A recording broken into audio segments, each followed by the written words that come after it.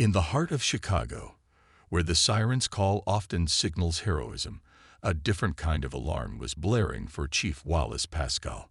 The season finale of Chicago Fire picked up with Pascal facing the stern gaze of the department's internal affairs. It wasn't an arrest, but the air crackled with the gravity of the accusations.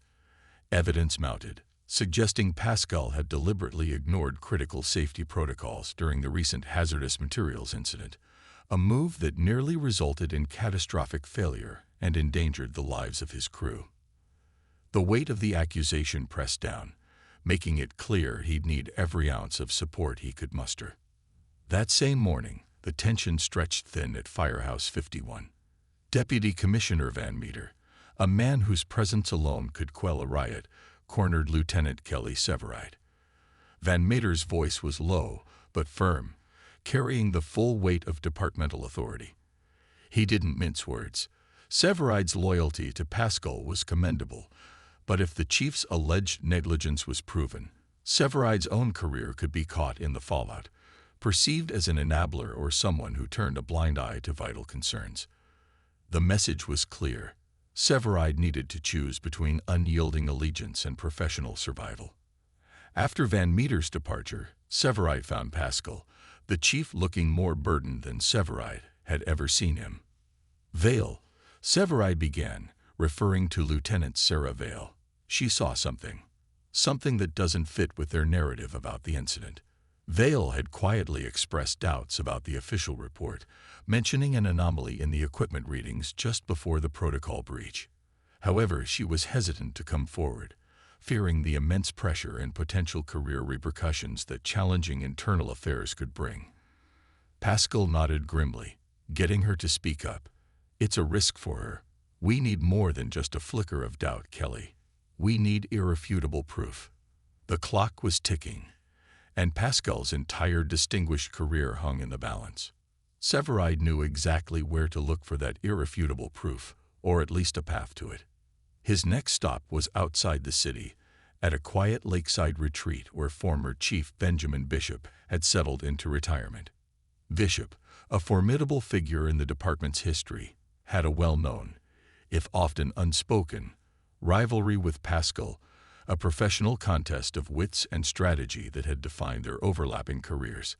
As Severide explained his belief that Pascal was being deliberately undermined, perhaps even sabotaged by Assistant Commissioner Hendricks, a rising star known for his ruthless ambition, Bishop listened, his expression unreadable. "Hendricks, you say?" Bishop finally mused, swirling the ice in his glass. That man always did have a knack for turning a situation to his advantage, no matter the cost. Severide pressed on, appealing not to friendship, but to Bishop's deep-seated pride and the department's integrity.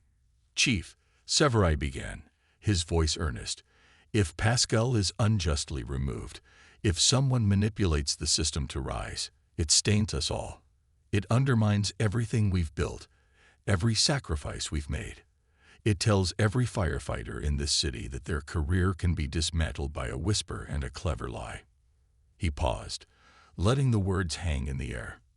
"And honestly, Chief, wouldn't you rather see the truth prevail than watch Hendricks gain power through deception?" A flicker of something, perhaps grudging respect, perhaps the ghost of an old rivalry, or maybe a genuine concern for the institution, crossed Bishop's face. He finally set his glass down.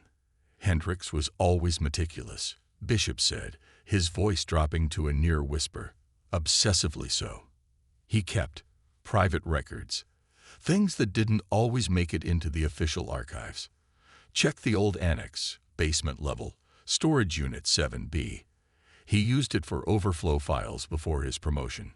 Specifically, look for anything marked Project Chimera. He was always paranoid about loose ends.